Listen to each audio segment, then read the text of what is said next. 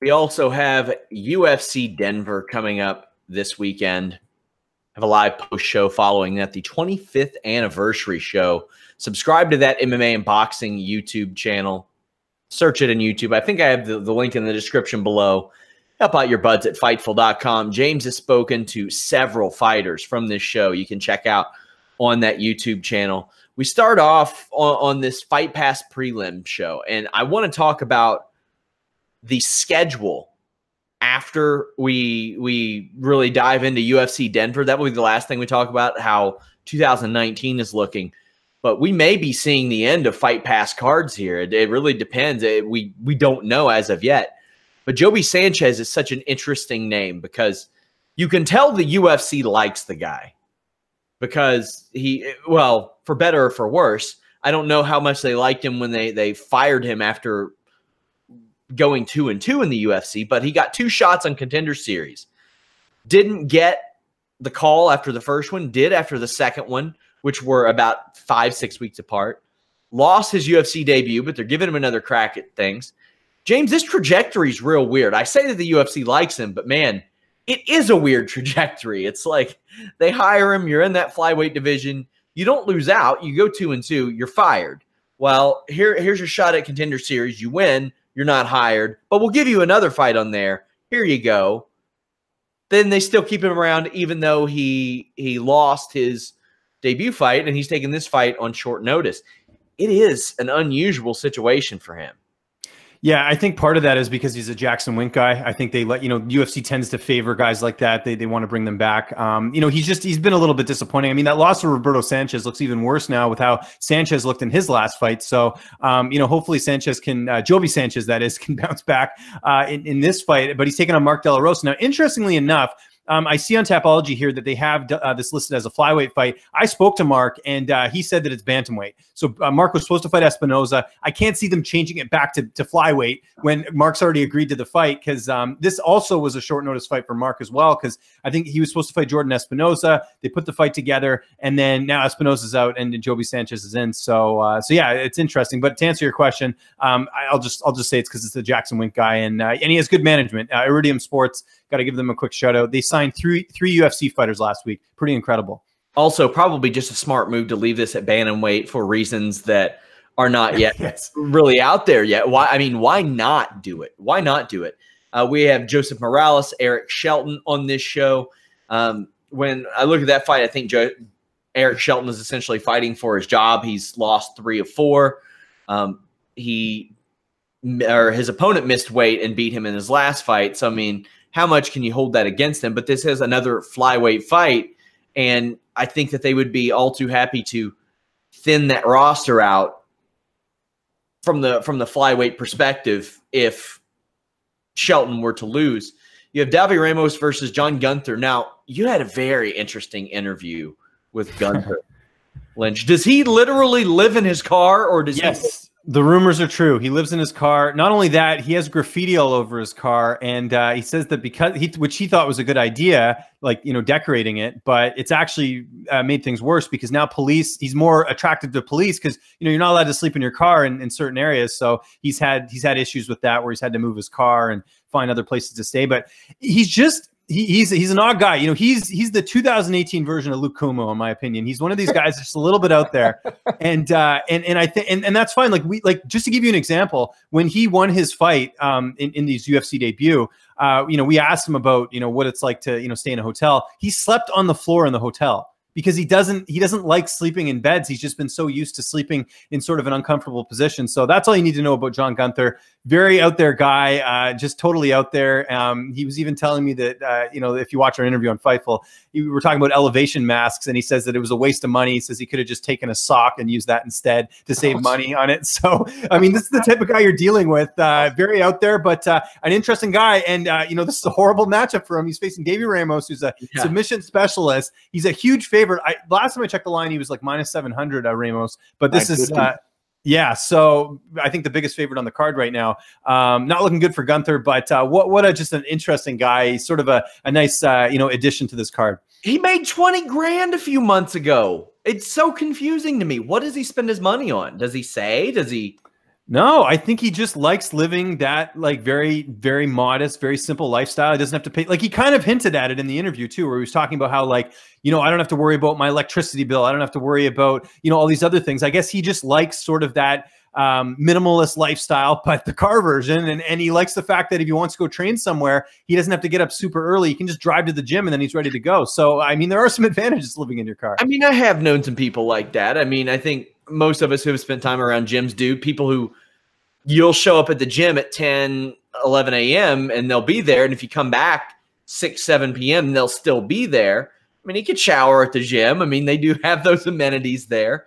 And that's unique. When I assigned David Tease that interview to do, and I was like, man, this is kind of depressing, kind of odd, but I mean, approach this. It is incredibly interesting. Also incredibly interesting, Beneil Dariush and the trajectory that he's on, because whew, what an interest. It's just odd. Alex Hernandez made his name off of knocking out Beneil Dariush. And Dariush has not won any of his last 3 fights. And he has 2 wins in his last 6 fights. Joe, he needs a win here to stay relevant at all, in my opinion. He has a few great wins. Crookshank, that win looks better than ever because of his recent run. Jim Miller, he's a guy who's been around forever. Michael Johnson was a guy who roll the dice, see if he'll win or not. And James Vick is a great win. Rashid Magomedov, a great win. He's beaten some outstanding fighters, but not lately. Today's November 6th, right? Last time he won was November 5th, 2016. Yeah. Back then, I guarantee you nobody was saying 2 years later, we're talking about you fighting for your job, Beneil Dariush. No, I don't care who you are.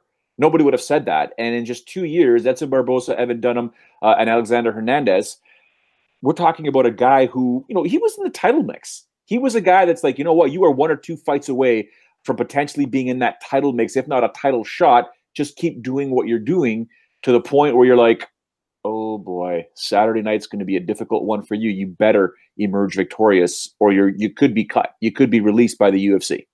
Weird. James, I want to know your thoughts. Does he win, or does he end up fighting a Pitbull brother somewhere in the Middle East at 3:30 in the afternoon on a Friday by the end of next year? I'll say this is a tough fight. And I'll also mention, you know, without giving too much away, this was not the original fight that was supposed to happen. There's another lightweight on this card who he was supposed to fight, and he opted not to fight him. Just, you know, speaking to management, speaking to people in the know, there's another fighter on this card that was supposed to fight Dariush. You guys can figure it out here. But to Joe's point quickly about Dariush, I think the catalyst was there on how to beat Dariush. Remember the Ramsey Nijum fight? That was a fight that he was a huge favorite going into. I'm going way back here, 2014 UFC Fight Night 39. Nijum basically just flurried him, and Dariush didn't know what to do. He got knocked out quickly. It was a quick knockout in the first round, and that's basically what Alex Hernandez did in his last fight. I think if you come out aggressive and you're able to get in there on the inside on Dariush, he's not good backing up, and I think that's sort of the way you beat this. Now his opponent, Thiago Moises, very good fighter, former RFA champion. He actually beat Zach Freeman in RFA to win the title. Ended up losing to Robert Watley, who we now see is in PFL, but he was on Contender Series, and it's kind of an interesting story I'll mention on this. Moises, he's an American top team guy, really young guy. He ended up getting the Contender Series call on Contender Series Brazil at literally maybe 48 hours notice. He goes in there, he knocks out the guy in the first round, and he's told he's going to get a fight book soon, but he hasn't heard anything. And when I spoke to him, he said that basically they just gave him this fight because I guess, like I said, Dariush was supposed to fight someone else. He gets this opportunity. Now he's able to go fight him. And I mentioned the age there. Moises is 23 years old, obviously a wizard on the ground, has some knockout power too, as we saw in his last fight. Very dangerous fight for Beneil Dariush as well. I don't know if this was necessarily the better switch up, but we'll see. I think there's definitely some value here in Moises as an underdog. You also spoke to both members of this women's strawweight fight, Ashley Yoder, Amanda Cooper. I'm inclined to believe that both women are fighting for their jobs. However, you have Yoder, who has lost 3 in a row already. Cooper hasn't necessarily, but she's 3-4. Now, that being said, Amanda Cooper has fought some killers. She fought Mackenzie Dern, Cynthia Calvillo, Tatiana Suarez, and Aspen Ladd. She's only got 7 fights. And those are 4 of the people that she fought, James. She has not had an easy go of it. Although she did fight Angela Magana once, so you could argue that. I think that Yoder is fighting for a job. I don't necessarily think Cooper is, but you spoke to both of them. What kind of vibe did you get from them? Well, Cooper, they both lost actually Mackenzie Dern in their last fight, so that is interesting. And Cooper especially, I mean, she had to go down to Brazil and fight Dern, and Dern missed weight, and she still took the fight anyway. So I think I think for her, it's you know, for Cooper, you know, it's fixing those little mental mistakes. We know her stand-up's good, but you know, Dern actually dropped her in that fight, so it's one of those things where can she make those adjustments to get better? You know, she's brought in a lot of other fighters to you know, help her out for this fight. Andrea Lee, Montana Stewart, or De La Rosa, I should say, it was helping her as well. So she's getting some different looks ahead of this matchup. She talked a little bit about that. And, you know, the interesting thing with Yoder is that, you know, she doesn't train with any women. She's at Team Quest with Dan Henderson, so she's just training with guys. You know, I think that, and the other kind of interesting aspect of this, they were both on the same season of The Ultimate Fighter, so they've kind of have been familiar with each other, not friends per se. I talked to both of them. They basically just said, you know, they're cordial. So, you know, could they pick up something there? I tend to think they're both sort of fighting for their job. I know Cooper has that win over Magana, but I think that was kind of a gimme fight for her. You know, she's from Michigan. That fight was in Detroit. I think, you know, she was going to sell a lot of tickets. I think they wanted a good performance out of her, but they both need to impress in this fight. And I honestly don't know who wins, because I think they both have their, you know, they both have, you know, certain ways they can win this fight, but we'll see. I think that either way, you know, should be a good matchup, because like I said, I think there is a lot on the line for both of them in terms of being employed by the UFC after this.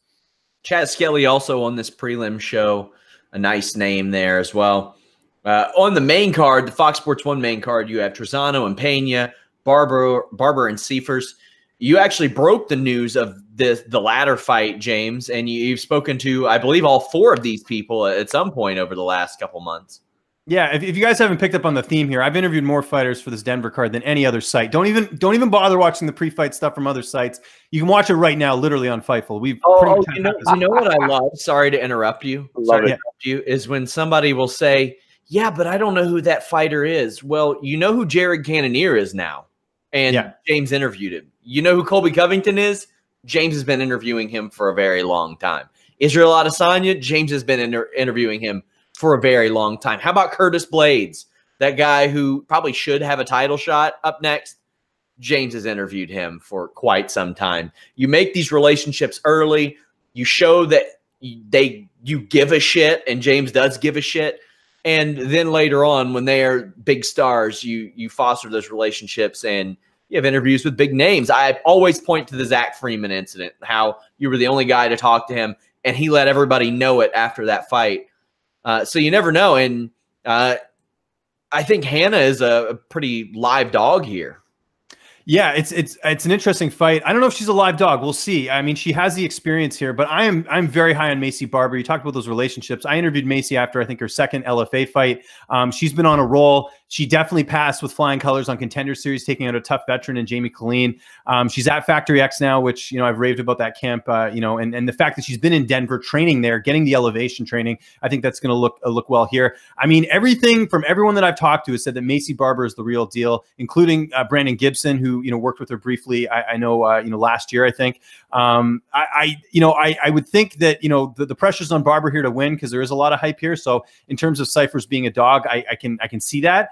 But I don't know, man. I think Macy, you know, her old Instagram name was the Future World Champion. She really believes she'll be the youngest UFC champion to get it done. So I don't know. We'll see. There's two ways someone can be confident. You know, it comes across as, you know, they're overconfident, or they really believe in what they're doing. We'll see what happens on Saturday. This to me is the fight to watch, because if Cyphers can halt the hype train here, because I think Maya Stevenson, the original opponent, I think that was kind of a layup for Macy here to make her debut. Cypher's much tougher, has some quality wins here, so it's going to be a great fight. Just don't miss this one. Trust me when I say I think Macy Barber is going to be a fighter to watch going forward. I've called Hannah's fights, the last 2 or 3 fights over at Titan FC, so I can attest to say how tough she is. I don't know, you know, James, if you got into it, that, you know, she hunts, traps, kills, skins squirrels, and eats them. Yeah.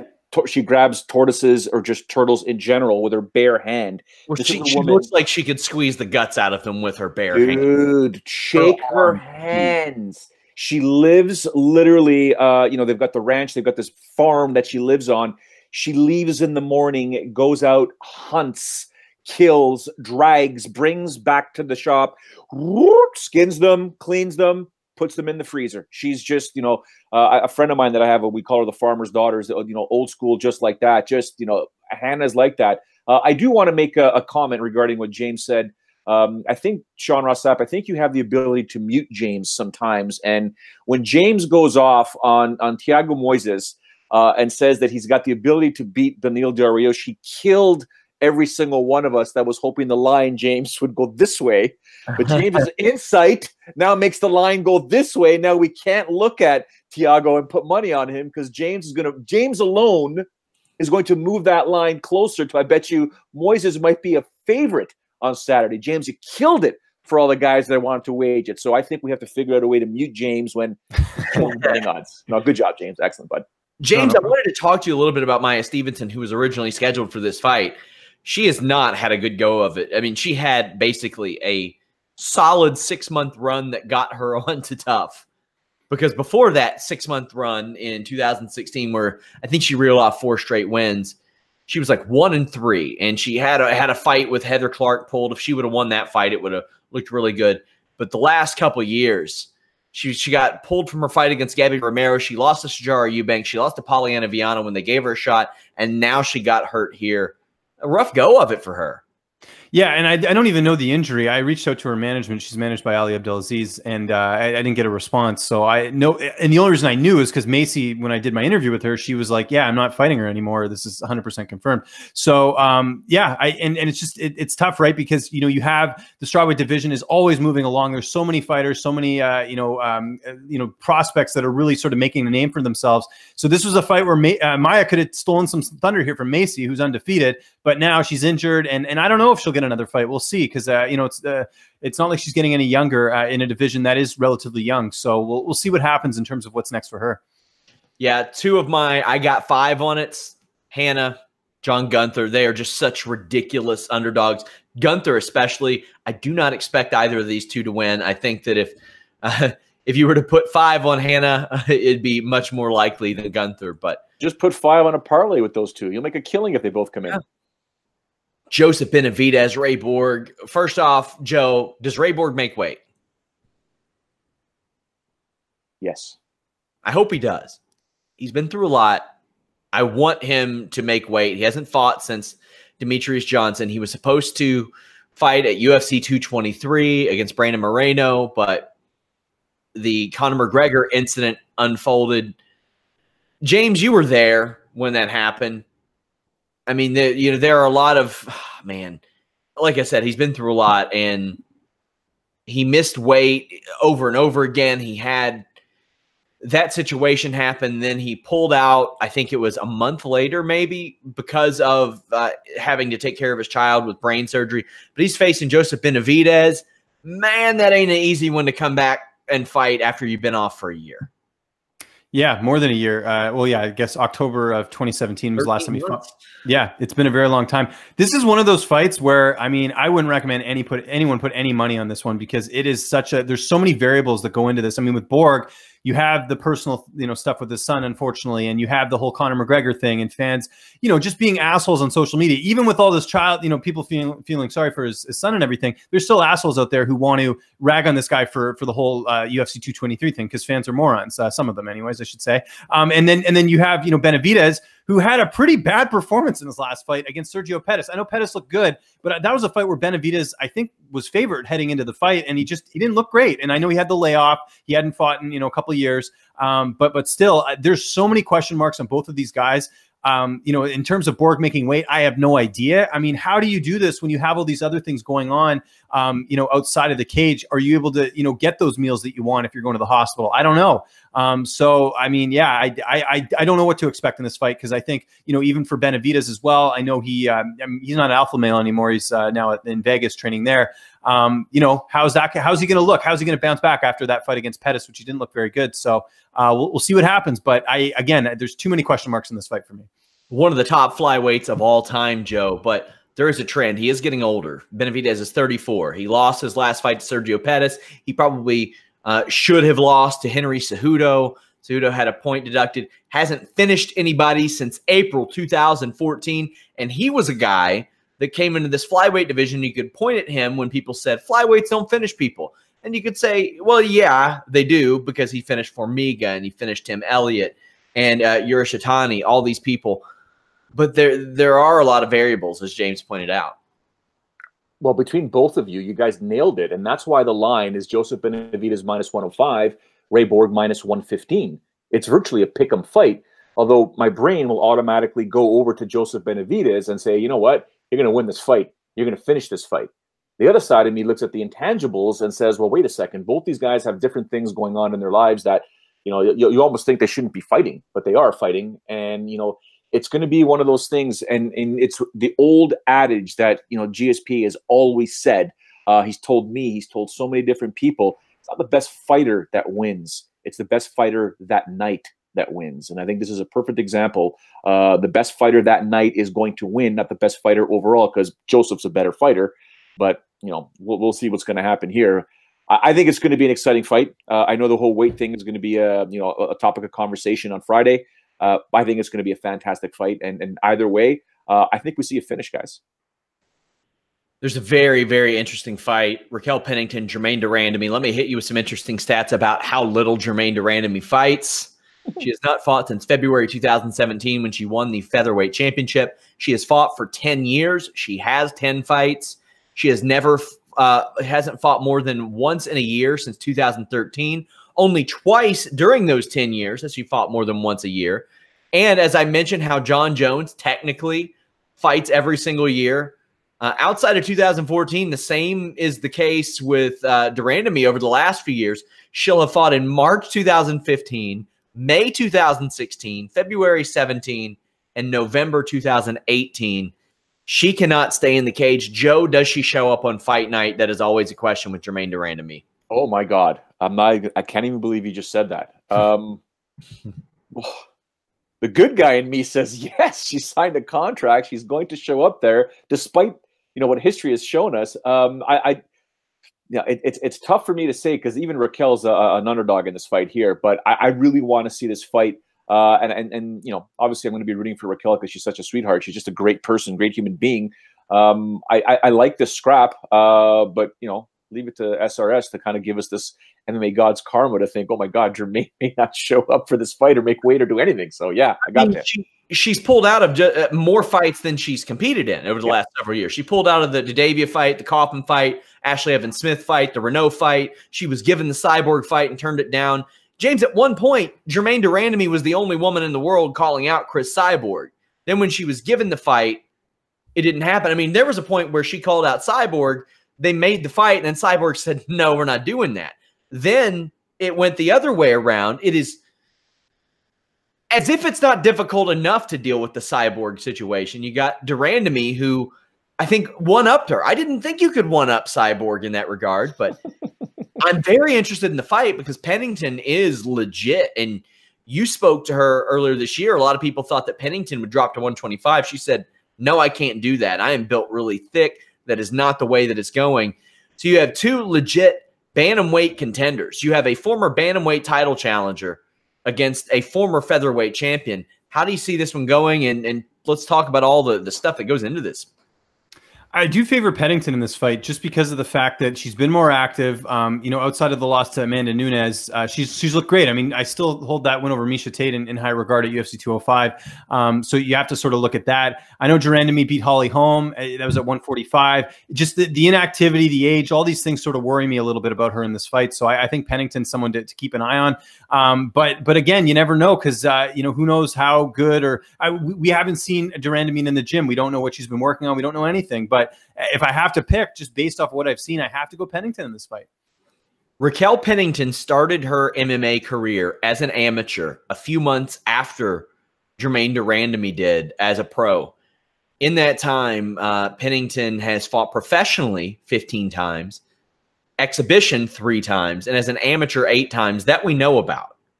De Randamie is going to be in her 11th fight, although she had an extensive kickboxing career before her MMA days. But I'm just talking strictly in the last 10 years. It is amazing how much more active Pennington has been. That being said, Pennington didn't fight at all in 17. She had that terrible injury that sidelined her. Has fought once in 2018. So since that Misha Tate win, she has one fight and she's lost that. This is another one like the Borg Benavidez fight. Man, I've got a lot of question marks about it, and hopefully those are answered on Saturday night. And quite frankly, I don't know what the hell de Randamie is going to do after this anyway, because if she wins, you have if she wants to fight Cyborg, she could fight Cyborg, but who knows how that will even go. Donald Cerrone, Mike Perry, I got 5 on Cerrone. A plus 175 in some places. This surprises me because I feel like Donald Cerrone is a much more complete fighter than Mike Perry. That being said, there have been times when I've looked at Donald Cerrone and said, man, he doesn't put it all together. He has lost 4 of his last 5, but I don't think you can count Donald Cerrone out of any fight. James, how do you think this one goes? Because I mean, Perry, a lot of people see as the new Cerrone in some regards.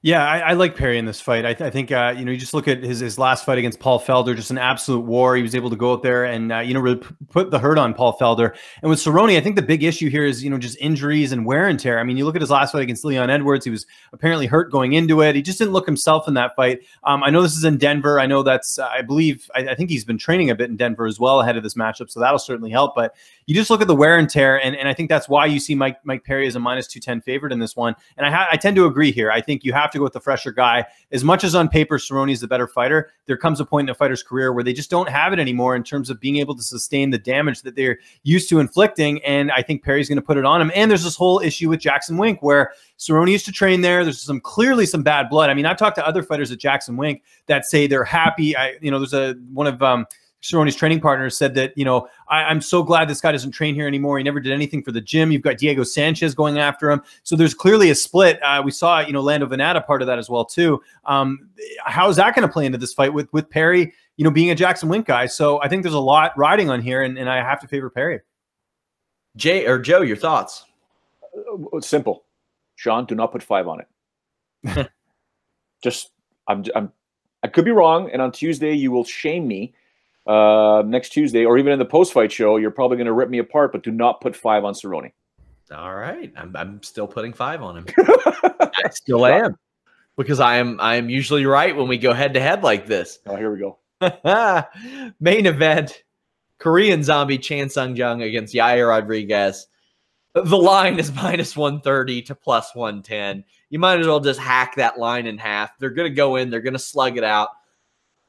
Yair Rodriguez throws so much spinning shit and there is literally no way that I can predict what's going to happen here, Joe. I have no clue what's going to happen. I know they're going to hit each other in the face multiple times until one person can't anymore or until the final bell rings. That's what's going to happen, Joe. Yeah, I'm not putting 5 on either one of these guys because there's not enough value, but you're correct. We don't know what's going to happen. Call it it's like a John Jones / Israel Adesanya fight. You don't know what they're going to do. Yair Rodriguez brings an explosive, exciting style, or we may see something more reserved with Yair, considering what happened with him and Frankie Edgar. So it all depends. I just think Yair does pull off this victory, but it won't be easy. It is scheduled for 5 rounds, and it could be a punishing fight for the Korean Zombie. Remember, Korean Zombie doesn't go away. He will not go away. So he's either getting choked unconscious or he's going to sleep because he got punched or kicked in the skull. So that means Yair Rodriguez has a lot of work to put in there. He could pull off the first round victory, who knows? But James, I'm looking at Yair in this fight and saying, you know what? You had your setback with Frankie. You're back where you need to be. James, your thoughts? Yeah, I mean, this is a much better matchup for Yair Rodriguez than Zabit Magomed because I don't know what they were thinking with that matchmaking. Good way to kill 2 prospects right there, by the way. But no, the real question is, how is Yair Rodriguez? We've seen fighters before. When you lose the way he did against Frankie Edgar, can you come back from that? That is a question mark that I have heading into this fight. Now, Yair, the younger guy, obviously a very unorthodox style, has some quality wins. We can't ignore that. Dan Hooker, Andre Fili, finishes. And, he's looked relatively good other than the Edgar fight. And Jung, he's just been so inactive. I mean, he had the military service and then he came back and knocked up Bermudez. This is such another big question mark for me. I think if I had to make a pick, I'm probably going Korean Zombie just overall. His durability and everything else. I think Yair could throw the kitchen sink at this guy and he won't finish him.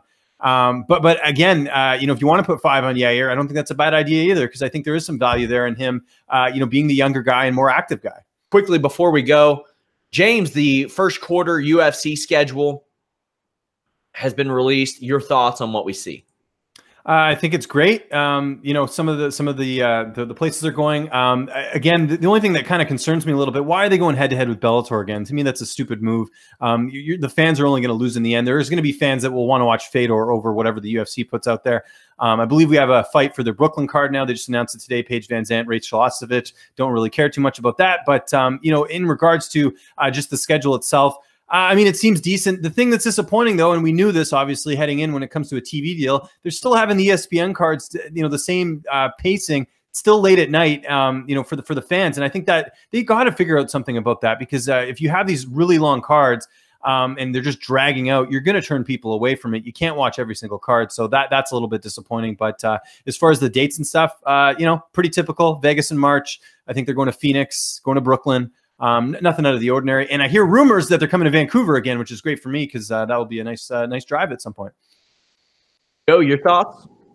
Yeah, it's exactly what James said. So I think it's going to be interesting to see how it all unfolds. Although, James, do we know what's going to happen with these ESPN Plus cards in Canada? I'm assuming it shouldn't affect anybody here in Canada, and it should stay on the current broadcaster. Yeah, like how it works now is Fight Network gets the undercard, like whatever Fight Pass gets, Fight Network gets. So I think that'll continue. So I guess ESPN app would be the equivalent of that. Although I'm hearing that the ESPN Plus app is going to air the main cards, and regular ESPN is going to have the undercards, which is weird. Switching back and forth, I understand it goes ESPN Plus, ESPN, and ESPN Plus. So the early prelims will often be on ESPN Plus. Then they'll go to ESPN to kind of promote that card. And then they'll go back to ESPN Plus, from what I understand. It'll just be TSN, I think, because ESPN, the parent company, they own a small chunk of TSN as well. So I'm sure there's some relationship there that will continue. And whether or not Fight Network's in that, I assume they are. But there's, like Joe, we know in Canada, there's no other options really. Like Sportsnet can't cater to it now. They have the hockey rights. CBC's not picking up, MMA anytime soon. So it's going to be something on TSN for sure. It just depends which other 5 channels they're going to air it on. Zach McDonald in the live chat says, any John Jones news? Yes, I recapped the presser in about 5-6 minutes from last week on the new MMA and boxing channel. Click the link in the description below. I'm doing that for most of the pressers. That way you guys don't have to sit through 6-7 hours of waiting for somebody like Conor McGregor. You all can watch a 6-7 minute video. You all can follow Joe at Showdown Joe. Follow James at Lynch on Sports. Follow me at Sean Ross Sapp. And follow us at Fightful MMA. Reminder, subscribe to the new MMA and boxing channel. Comment on any story. You'll be registered to enter that signed Chuck Liddell photo. Until next time, guys, we are on podcast platforms everywhere. We're out.